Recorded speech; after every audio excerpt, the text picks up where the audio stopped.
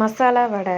இந்த ரெசிபி செய்கிறதுக்கு 1 கப் அளவுக்கு துவரம் பருப்பு, 1 கப் அளவுக்கு கடலைப்பருப்பு ரெண்டையும் நல்லா வாஷ் பண்ணிவிட்டு ஊற வச்சு எடுத்துக்கோங்க. இப்போ நம்ம இதை ஃபில்டர் பண்ணி எடுத்துக்கலாம்.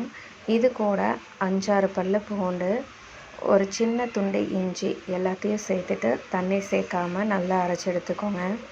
பாருங்கள், மாவு இந்த மாதிரி கெட்டியாக அரைச்சி எடுத்துக்கலாம். இது கூடயே காரத்துக்கு ஏற்ப கார மிளகாய் தூள், 1/4 ஸ்பூன் மஞ்சள் தூள், 1 ஸ்பூன் அளவுக்கு கரம் மசாலா சேர்த்துருக்கேன்.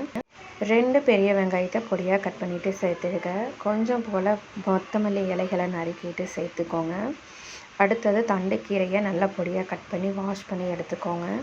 இதையும் நம்ம சேர்த்துக்கலாம். கீரை அதிகமாக சேர்க்கும் போது டேஸ்ட் ரொம்ப சூப்பராக இருக்கும். இது கூட கொஞ்சம் போல் பெருங்காயத்தூள், தேவையான அளவு உப்பு சேர்த்துட்டு எல்லாத்தையும் நல்லா பிசைஞ்சு எடுத்துக்கோங்க. 2 பருப்பும் சேர்த்து 200 கிராம் அளவுக்கு எடுத்துருக்கிறேன். ஸோ 200 கிராம் அளவுக்கான அளவு தான் நான் இந்த வீடியோவில் சொல்லியிருக்கேன். எல்லாத்தையும் நல்லா பிசைஞ்சு எடுத்துக்கலாம். தண்ணி எதுவும் சேர்க்க தேவையில்லை. பாருங்கள், மாவு இந்த கன்சிஸ்டன்சியில் இருக்கும். இப்போ நம்ம இதை உருண்டைகளாக உருட்டி எடுத்துக்கலாம். இப்படி உருண்டை பிடிச்சி வச்சுக்கும் போது தான் நம்ம எண்ணெயில் போட்டு பொரிக்கிறதுக்கு ரொம்ப ஈஸியாக இருக்கும். பாருங்கள், இது போல் சீக்கிரமாக அழுத்திட முடியும். அதனால் நான் ஃபஸ்ட்டு சீக்கிரமாக மாவு எல்லாத்தையுமே உருண்டை பண்ணி எடுத்துக்கிறேன். பாருங்கள், இது போல் உருண்டைகளாக உருட்டியாச்சு. உங்களுக்கு எந்த சைஸ் தேவையோ அந்த அளவுக்கு நீங்கள் உருட்டி எடுத்துக்கோங்க. இப்போ நம்ம ஸ்டவ் ஆன் பண்ணி கடாயில் தேவையான அளவு ஆயில் சேர்த்துக்கலாம்.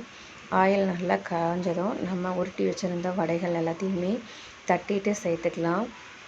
ஸ்டவ்வை மீடியம் ஃப்ளேமில் வச்சு பொரிச்சு எடுத்துக்கோங்க. அப்போ தான் உள்ளாரையும் நல்லா கிறிஸ்பியாக வெந்து வரும். 2 சைடும் நல்லா வேக வச்சு ஃபில்டர் பண்ணி எடுத்துக்கலாம். பாருங்கள், வடை கிட்டத்தட்ட ரெடி ஆயிடுச்சு. இந்த பபிள்ஸ் எல்லாம் இன்னும் கொஞ்சம் போகட்டும்.